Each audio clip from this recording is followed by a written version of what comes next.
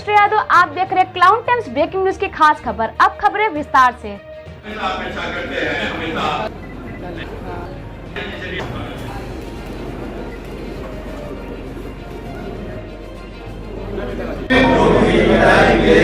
मुझे पूरी ईमानदारी से करूंगा।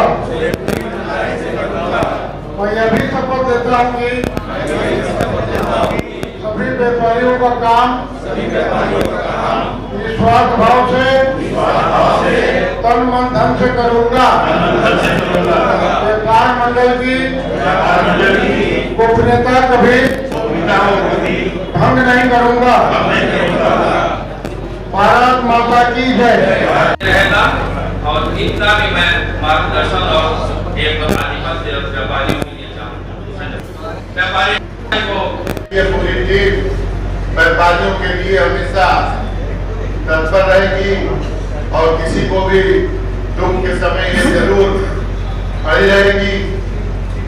ऐसी टीम को मैं बधाई। 2014 से जब से प्रधानमंत्री जी और मुख्यमंत्री जी मोदी जी और योगी जी की सरकार बनी, व्यापारियों की समस्याएं दिन प्रतिदिन कम होती गई कि आप व्यापारियों के बीच आए हैं और व्यापारी आपके यहाँ जाते भी हैं, लेकिन इनका दुख दर्द जो है उसको थोड़ा नजदीक होकर समझने का विचार करें। अपना विश्वास भी जमाए हुए कि हमारी बात इनके यहाँ सुनी जाएगी। हम मंच के माध्यम से कहना चाहेंगे कि जिस तरह आपने विशेषज्ञ का दुख दर्द सुना और भी लोगों को खुद बुलाकर अपने ऑफिस में और उनके दर्द क्या है उसको दूर करने की आप कोशिश करते हैं और कोशिश कर भी रहे हैं और कोशिश की भी है। उसको तोड़ा जाए ये अच्छी बात नहीं है। अगर उस समय के जेई ने वहाँ के अधिकारियों ने अगर उसको पैसा लेके या मिलकर उस कार्य को किया है तो इसका दंड का भागी वो जेई होता है, वहाँ का अधिकारी होता है। व्यापारियों के करोड़ों की संपत्ति टूटनी नहीं चाहिए। अगर इसकी संपत्ति और आपको कोई टैक्स लगाना है, सामान लगाना है, वो लगा दीजिए। पर भाजपा की सरकार से व्यापारियों को बहुत सी उम्मीदें हैं और व्यापारी भाजपा के लिए जान देता है और व्यापारियों ने यह प्रण किया हुआ है हम 500 रुपए देंगे लेकिन वोट भाजपा को ही देंगे। तो भाजपा का विधान है कि व्यापारियों के दर्द को समझे और व्यापारियों से इतनी बैठक नहीं। ये पता नहीं क्या विडंबना है कि व्यापारियों के साथ प्रधानमंत्री मुख्यमंत्री की आज तक बैठक नहीं। अगर उन्होंने किया भी है तो कुछ पैसे वालों कुछ धरना बड़े बड़े उद्योगपतियों को बढ़ा के किया। तो हम आपके नेतृत्व में चाहते हैं कि कुटीर उद्यमी, लघु उद्यमी, टोटो वाले, टेम्पो वाले, गोमती वाले, ये 4-5 हजार व्यापारियों की एक सम्मेलन आपके नेतृत्व में मुख्यमंत्री जी आए और ये सम्मेलन हो ताकि उनको शहर के लोगों का भी दर्द पता लगे। व्यापारियों की पार्टी है और रहेगी, लेकिन मोदी जी का 2 नारा है, सबका साथ सबका विश्वास, इसको भी लेके हम चलते हैं। दूसरा, उत्तर प्रदेश को हम 2 भागों में बांट सकते हैं। 2014 का उत्तर प्रदेश, पहले का 14 का उत्तर प्रदेश, 2014 से 17 का उत्तर प्रदेश और 2017 का आज के दिन का वर्तमान का उत्तर प्रदेश। कहीं में 24 घंटा बिजली मिलता था, लखनऊ राजधानी होने का बिजली मिलता था और मऊ पूर्वांचल का जो सबसे बड़ा माफिया था उसके क्षेत्र होने का बिजली मिलता था। उत्तर प्रदेश में 14 से लेकर 16 घंटा शहरों में बिजली मिलता था। यहाँ का सबसे बड़ा व्यवसाय इन्वर्टर और जनरेटर हुआ करता था। आपको याद होगा लखनऊ जाने में हमें 7 से 8 घंटा लगता था और आगरा इंफ्रास्ट्रक्चर के क्षेत्र में काम हुआ। एक व्यापारियों के लिए माननीय हमारे सांसद माननीय प्रधानमंत्री जी ने जगह खोजा। उत्तर प्रदेश सरकार में हमारी सरकार नहीं थी तो ट्रेड फैसिलिटी सेंटर दिया जाए। हम लोग का डिमांड था आज चौका घाट जो सांस्कृतिक संकुल है सबने कहा वो जगह दिया जाए, लेकिन जिला प्रशासन ने वो जगह नहीं दिया। और वो कहां बना? लालपुर में। जो भी व्यक्ति गए होंगे, हमें लगता है पूर्वांचल में, उत्तर प्रदेश में ऐसा कोई बिल्डिंग नहीं है। लेकिन दुर्भाग्य क्या है, हमारे व्यापारी वहां से पहुंच नहीं पाए। 2017 से वर्तमान अब सब व्यापारी हैं। मुझे लगता है कि ऐसा था, किसी जात धर्म का मेरा अपना मानना है कि देश कानून संविधान से देश संविधान के अनुसार चलना चाहिए और लॉ एंड ऑर्डर समाज में होना चाहिए। उसके जद में कोई आ जाए, किसी दल पार्टी का नेता मेरा पीछे नहीं, गलत माने गलत। 2017 में आज पूर्वांचल को मिनी चंबल कहा जाता था। कोई भी व्यापारी आने में 5 बार सोचता था मुझे कोई उद्योग धंधा करना है। पूर्वांचल में एक भी कोई बताइए कोई उद्योग धंधा था क्या? कोई व्यापारी आता था, दर्शन करके निकल जाता था बिना पहचान बताए। मिनी चंबल हमें पूर्वांचल कहा जाता था। और अखबारों का जो न्यूज होता था, हफ्ता में 3-4-5 दिन में हत्या, डकैती, लूट का जब तक सूचना नहीं होती थी तो वो मानसिक रूप से तो तीसरा पन्ना देखते थे क्या शहर में क्या हुआ। पूरे उत्तर प्रदेश को बीमारू राज्य भी कहा जाता था। आज मैं बड़े गर्व के साथ कहना चाहता हूं, जिम्मेदारी के साथ कहना चाहता हूं कि पूरे देश में अगर कोई प्रदेश सबसे अधिक विकसित करने वाला है तो उत्तर प्रदेश है। काशी, एक दो लोगों ने मेरे लोगों ने कहा कि आप वहां मत जाइए, कई मुद्दा उठेगा, कई बातें उठेंगी, कई शिकायतें आएंगी। मैंने कहा कि देखिए, हम कोई किसी से अलग नहीं है। मैं मेयर बन गया तो मैं बहुत लोकप्रिय नहीं, बहुत सुंदर नहीं, बहुत योग्य नहीं। इसमें किसी को भी, जितने लोग बैठे, अगर किसको मेरा संगठन टिकट देता, हमसे 2, 4, 5, 10, 20, 25, 50 हजार वोट से अधिक जीतता, यही केवल अंतर है। कोई ऐसा व्यक्ति इसमें बैठा है तो हमसे योग्य हो, सब हमसे योग्य है। लेकिन पार्टी ने मुझे, ये मेरा सौभाग्य है और मेरे पार्टी का मेरे ऊपर एहसान है कि संगठन ने मुझे ऊपर विश्वास किया। अभी पहली बार मुझे लगता है नगर निगम के इतिहास में 2 दिन का सदन चला। इसके पहले सदन होता था 10-15, 8-10 महीने में होता था, हल्ला गुला होता था। जो पुराने हमारे मीडिया के मित्र हैं जानते होंगे। पहला दिन एक समाजवादी पार्टी के पार्षद ने मुद्दा उठाया कि मेरे वार्ड में 1 भी रुपया काम नहीं हुआ, मेरा सरकार आएगा मैं आपको देख लूंगा। अखबार में न्यूज भी आया था। हम तो भाई अभी देख लीजिए, बाद में क्यों देखेंगे? भाई मैं आपके सामने बैठा हूं, मुझे देख लीजिए सर।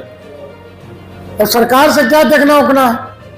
फिर मुझे लगा यार ऐसा हो सकता है क्या?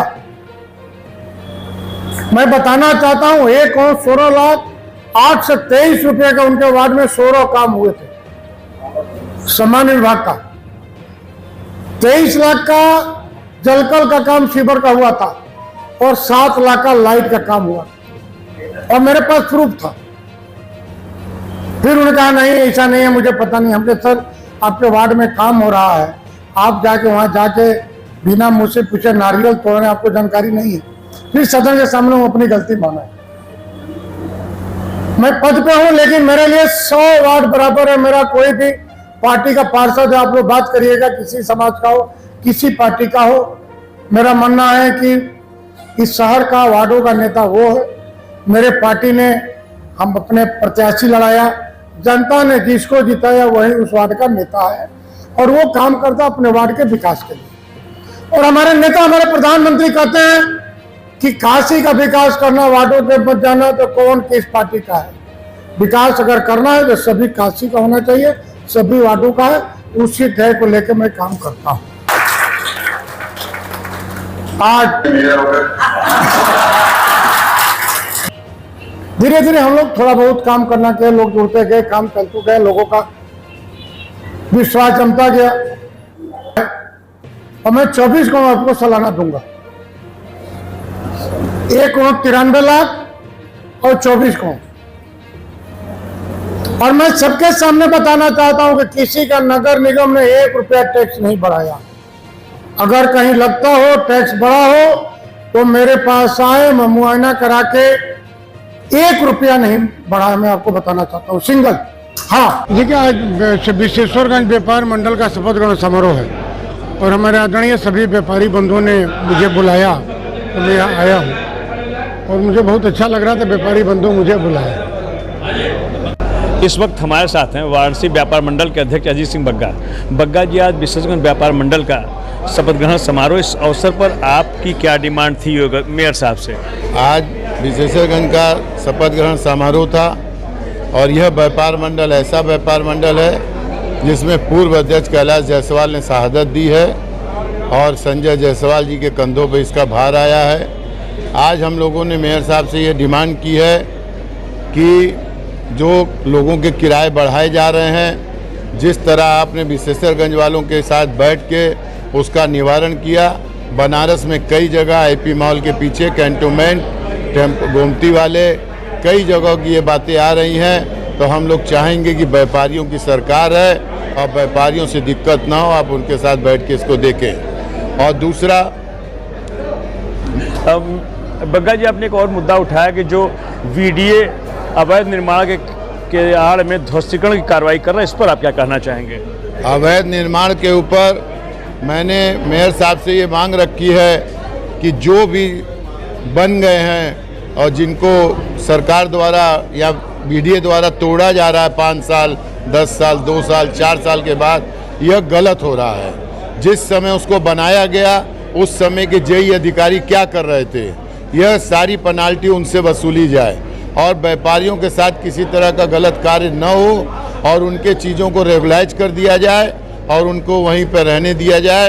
और किसी भी तरह की अगर दिक्कत आती है तो व्यापारी हो सकता है इसके लिए आंदोलन करने के मूड में भी आए और सरकार से ये मांग करता है कि सरकार व्यापारियों की है और व्यापारियों का उत्पीड़न इस सरकार में हो, ऐसा मुझे उम्मीद नहीं है। मैं माननीय मुख्यमंत्री जी से अनुरोध करूँगा कि वीडीए के अधिकारी किसी भी क्षेत्र में अगर अवैध निर्माण अभी हो रहा है तो उसको तत्काल रोकें, अवैध निर्माण न होने दें। अगर निर्माण हो जाता है तो वो टूटना नहीं चाहिए।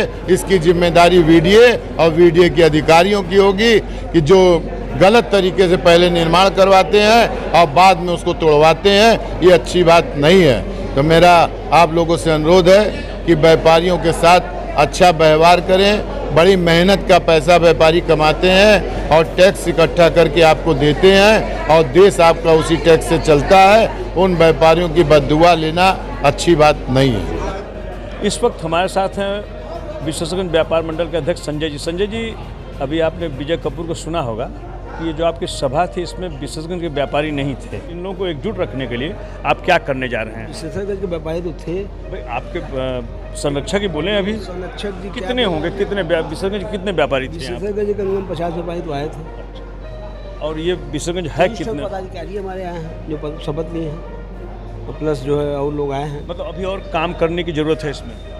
10 साल में थोड़ा सा निष्क्रिय हो गया था संगठन, तो दोबारा उसको सक्रिय करना है। और क्या आपकी सबसे बड़ी परेशानी है विश्वेश्वरगंज व्यापार मंडल में?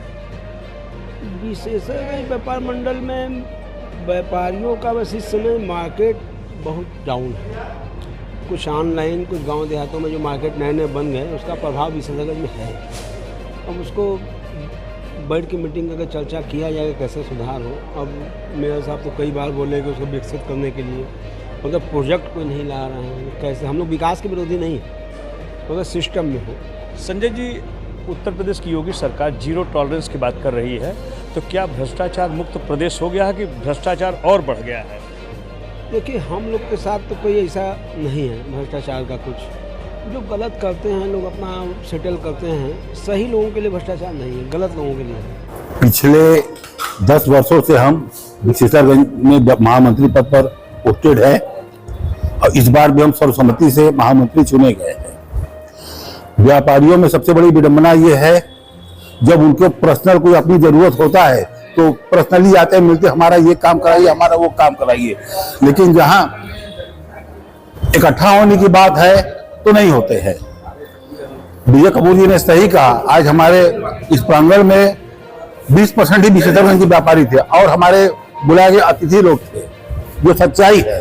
हमें बहुत दुख है, लेकिन विशेषरगंज के जो भी व्यापारी है, हमारे 250 सदस्य हैं।